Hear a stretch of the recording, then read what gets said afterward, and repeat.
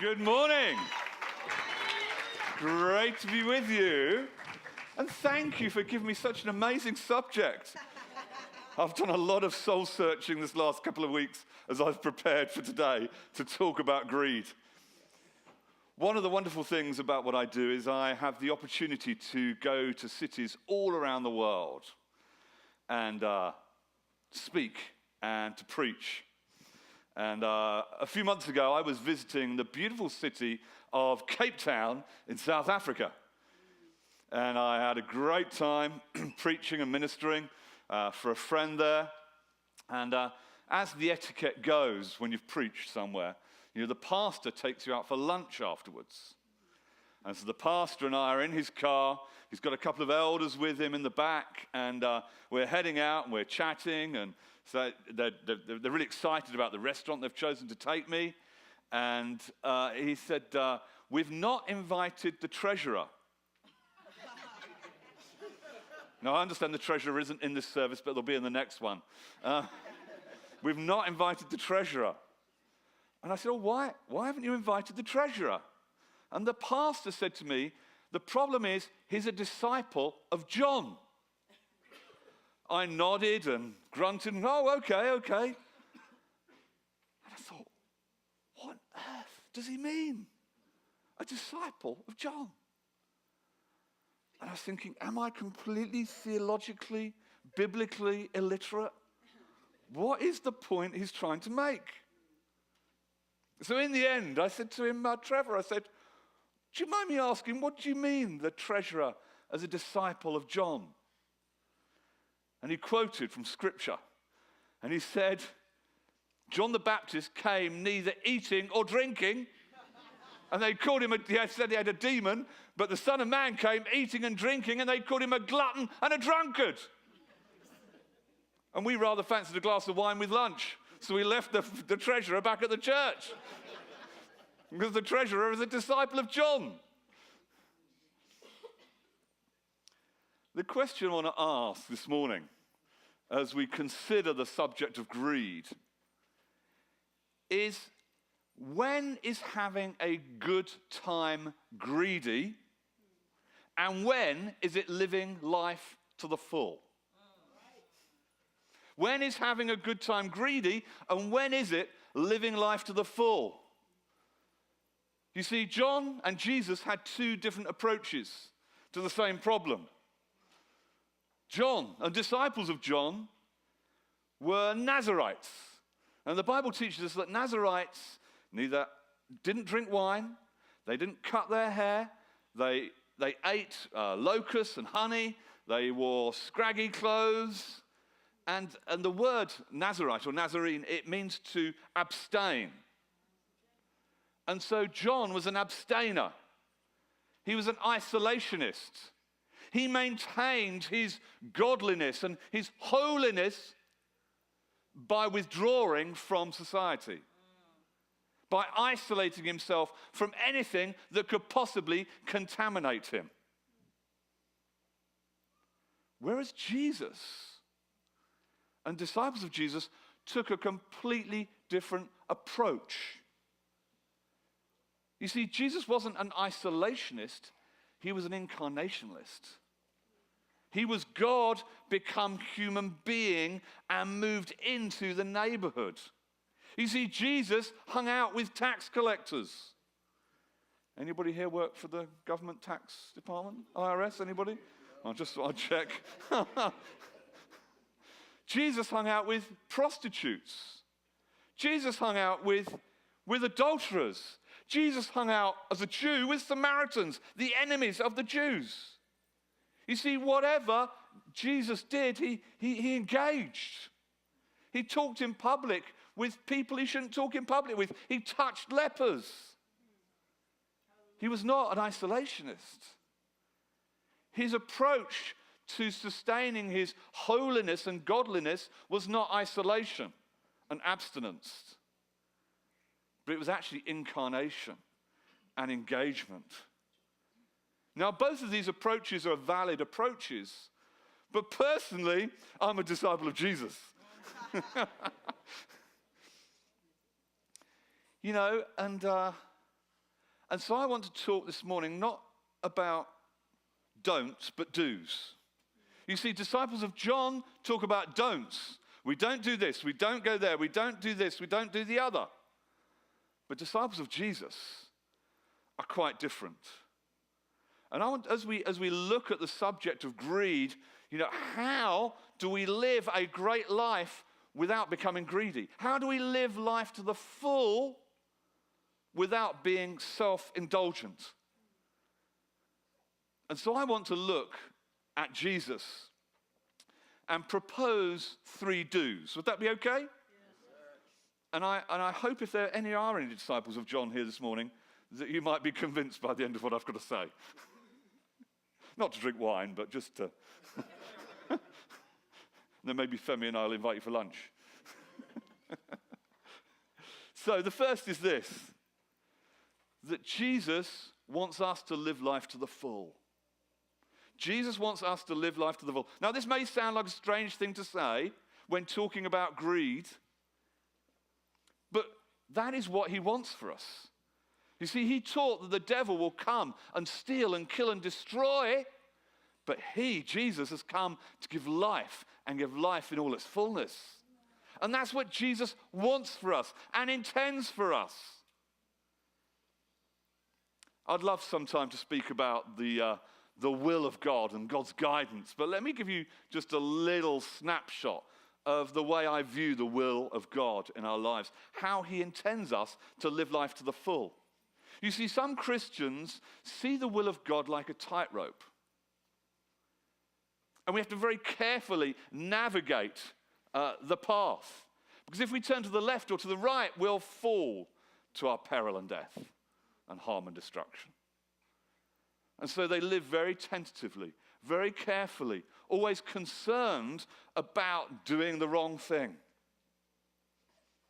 But that is not, I don't think that is a biblical view of the will of God. You see, I think the will of God is much more a picture of an adventure park. An adventure park where there are fences to keep us from harm, but outside of the fences to keep us from harm, there is freedom to run and explore and play and work. And I believe that is the picture of the will of God that we have. In fact, if you look at Genesis, when God created Adam and Eve and put them in the garden, God didn't say to Adam and Eve, only eat from this one tree and do not eat from any others. It's not what he said. He said, enjoy all of my creation, but just don't eat from this one tree. There is a permissiveness and a liberty and a freedom in the will of God. And so I believe that God wants us to pursue life in fullness. He wants us to adventure and explore and try stuff and have a go and fail and learn and pick ourselves up and have a go again. He doesn't want us to live in such a tentative state of fear of doing the wrong thing that we become paralyzed. Paralyzed because we are not convinced what God wants us to do. And I believe that if we love God and have the mind of God and the heart of God, within certain parameters, we can do what we like. Because God's will for us is not narrow. God's will for us is broad. We are not children who need to be fed, but we are adults. We have grown into maturity and faith. And so we have the freedom to choose. So actually, I want to encourage you, and this has to be understood in context. I want to encourage you to love God and do what you like. Love God and do what you like. Because if your heart is truly devoted to Jesus, if you have the mind of Christ, then actually within the context of loving God in that way, you have complete freedom. Try another job. Do this, do that. Go somewhere. Take a risk. Within the context of being in Christ, we should love God and do what we like. Because our likes generally are what God has given us. So the first thing I want to say about this subject of greed, and how do we navigate a life where living a good life is not greedy, but it's living life to the full. The first thing is to recognize that Jesus wants a full and fruitful life for us. Amen. The second thing is this, that Jesus wants to be our number one desire. Amen. He wants to be our number one desire. Amen. But in life, if you're human, most of you look pretty human as I've got to know you. Even the guys in the front row. If you're human, you will have appetites. You will have appetites and desires that are not just for Jesus. And sometimes those appetites can harm us and damage us. Those appetites can take us further than we want to go and cost us more than we're willing to pay. And we all have those appetites. We have appetites for recognition and status and power. And sometimes the more we get, the more we're greedy for it. Sometimes our desire is for wealth. There's nothing wrong with money. I've bought 2 new books. Since I was last here, I've published 2 books. I bought them both outside. One's called Freedom. It's subtitled, How to Live Life for Jesus, Free from Anxiety About Money. Because so many of the people I meet are anxious about money. And you know, money is something that we can have a great appetite for. And it's a little bit like physical health. You don't believe that you are healthy and pray to God, I'm healthy, and then spend every day eating burgers and pizzas and never going to the gym or doing any exercise. It doesn't work like that, does it? It takes faith and action. And it's exactly the same with money. You can't believe that God wants you to prosper and pray for a good living and then be completely lazy about how you manage your finances. Financial health is the same as physical health. It requires faith and it requires action. And so in this book, I look at the 10 habits for developing financial health. So you never need to extend energy thinking about money unnecessarily, so you can live life in pursuit of Jesus. Amen. Because Jesus wants to be our number one desire. Sex is another appetite that we all have. And it can consume us. I just make you laugh. Some of you know this story. But a few years ago, I was giving a seminar at a conference. And I looked out, and there was this lovely, beautiful lady. She's now my wife. And the subject of the seminar was sexuality, chastity, and celibacy.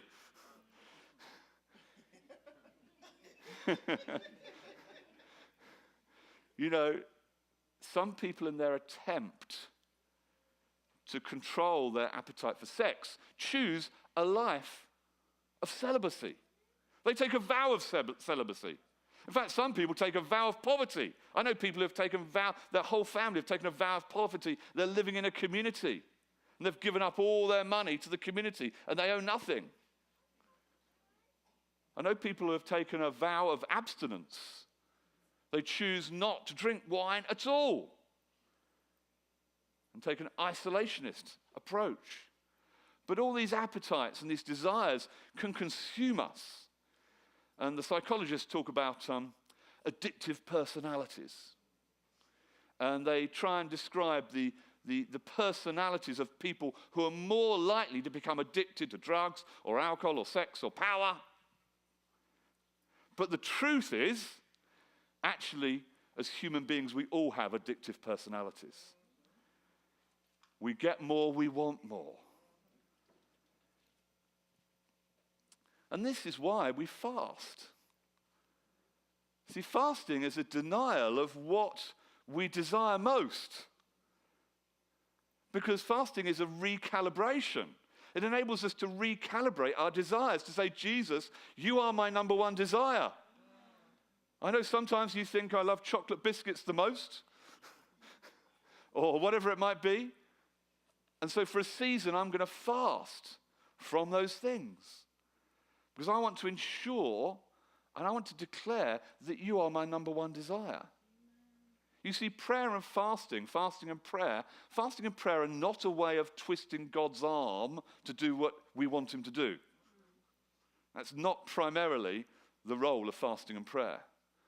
The role of fasting and prayer is actually to allow God to transform our hearts by denying the very thing that could potentially take his place and become our desire. And that's why fasting is so difficult. Does anybody here find it easy to fast? If you do, you're fasting the wrong thing. I mean, I can fast tea and coffee and beer and football because I hate it all. You ask me to fast champagne and fine wine, I'm going to struggle. But this is why we fast.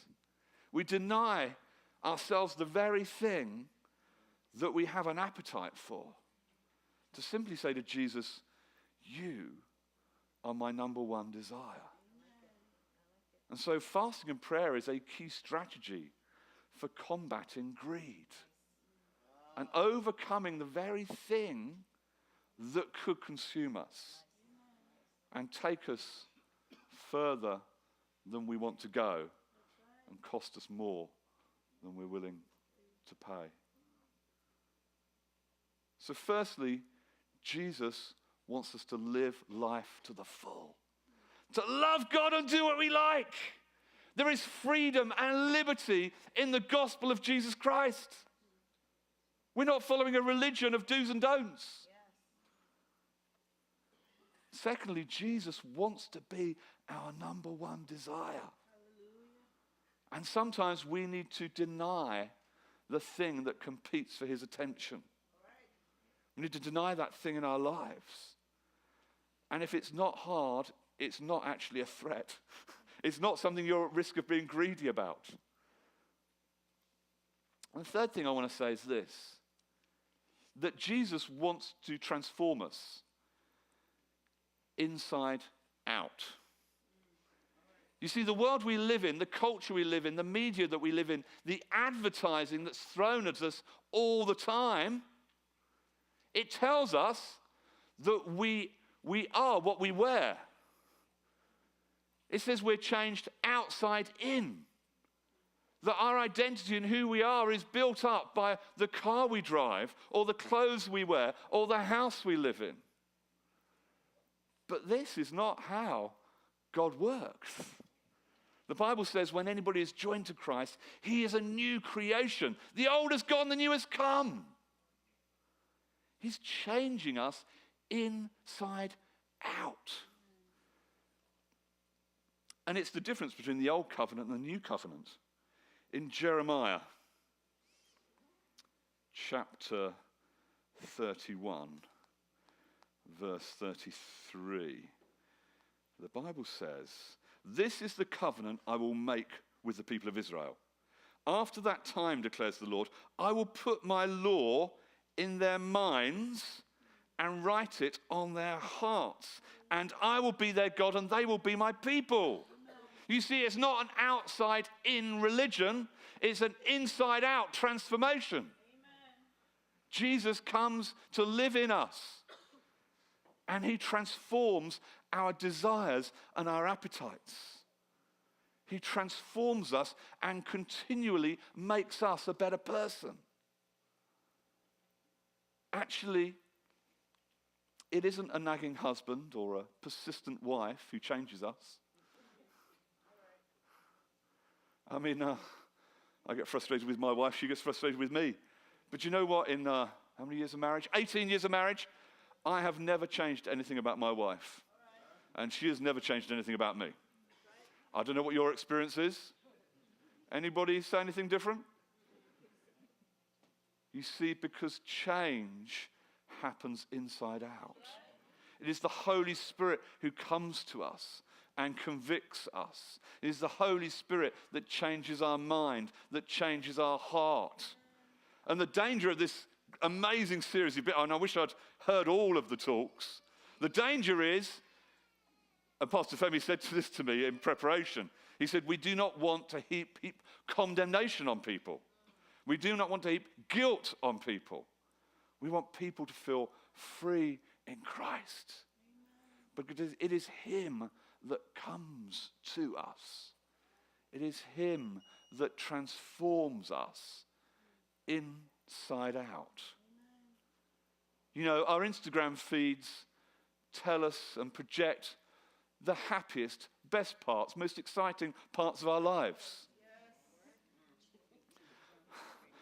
I wonder what your Instagram feed would look like if you also included the dark moments.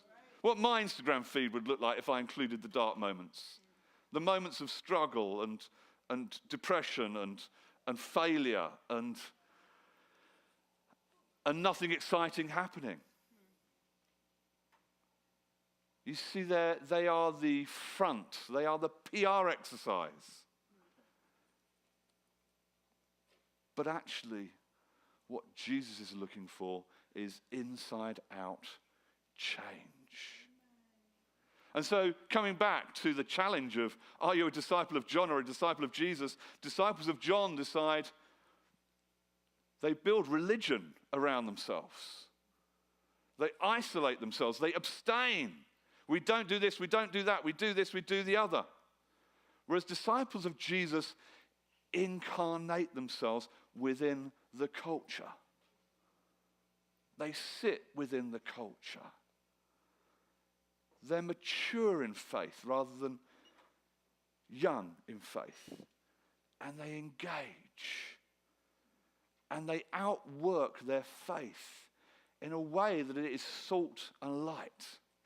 In a way that colours and flavours the environment that we live in. And that, I believe, is what Jesus is calling us to. In the way that the Father sent him into the world, he sends us into the world. To live a life not of greed, but a life of selflessness, lived out for others. A life where we enjoy freedom and liberty. But a life where we pursue our greatest desire. Yes. Our greatest desire. Yes. Battling amongst all the other desires and appetites we might have, to keep them under control, to manage them, to not allow them to consume us. And pray that Jesus will transform us inside out. Is that what you want? I believe this is how we can live life, a good life, that is not consumed with greed, but there is a fullness and a richness to life. But if Jesus having a good time was mistaken for Jesus having too much of a good time, a glutton and a drunkard, how much more are we likely to be confused for having too much of a good time? And this is the walk of faith that we step in each and every day. We're walking not in a religion, we're walking in a relationship where it's not black and white, but each day we're following our Lord and Saviour, following and pursuing him with integrity, trying to make the right decisions, living in the grey, not living in the black and white. So I want to pray. Would you stand? I don't know if the musicians can come and help me. But I would love to pray for you today. Ooh. It's an unusual prayer. I want to pray for you today. I want to pray for you if actually you feel that you've been caught in religion rather than freedom. Because Jesus wants freedom for you, not religion. Jesus, I believe, actually doesn't want you to isolate yourselves from the world, but he wants you to incarnate yourselves in the world. And I also want to pray for you if you feel that you have a desire that's consuming you, a desire that's not Jesus, a desire that's eating away at you, and perhaps nobody else knows about that desire. And I want to pray for you today that Jesus might not condemn you, but Jesus will change and transform you inside out. That he will help you recalibrate your life for him to make Jesus the number one. And overcome this thing that will probably always tempt you, that will always be an appetite in your life. But he wants to do a work of recalibration for you this morning. And he wants to turn the attention from that appetite to your desire for him. So I want to pray for you. If you would like to come, if you feel that God wants you to experience new freedom in your faith today, I'd like you to come and I'd like to pray for you. And if you feel you have a desire that's consuming you, and you're at risk of it taking you further than you want to go and costing you more than you're willing to pay, I'd like you to come now, and I'd love to say a simple prayer for you. Come.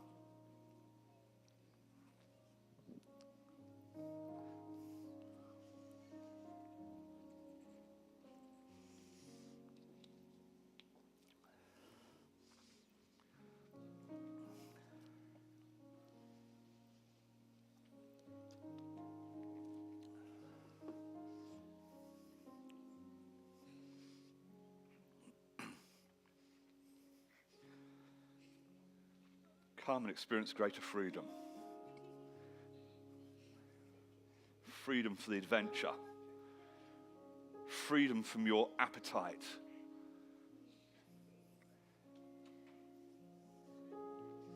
Jesus.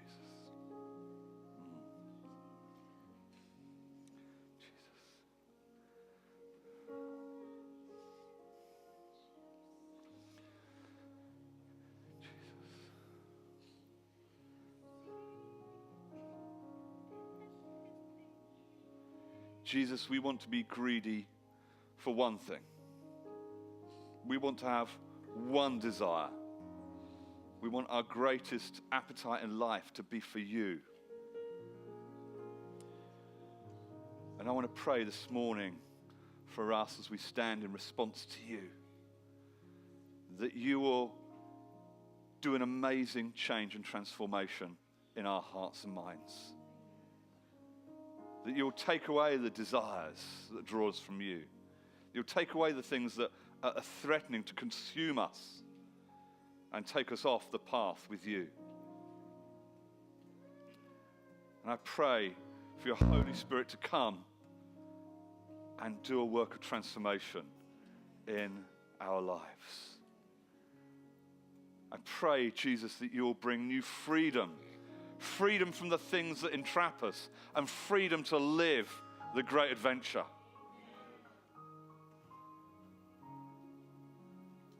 Do this work, we pray, today. Give us the strength to fast from those things that compete for the attention we want to give you. Help us to step away, to switch off, to go somewhere else, to be with somebody else, to take different decisions that deny ourselves from the things that threaten our relationship with you. Strengthen us and liberate us, we pray in Jesus' precious name. Amen.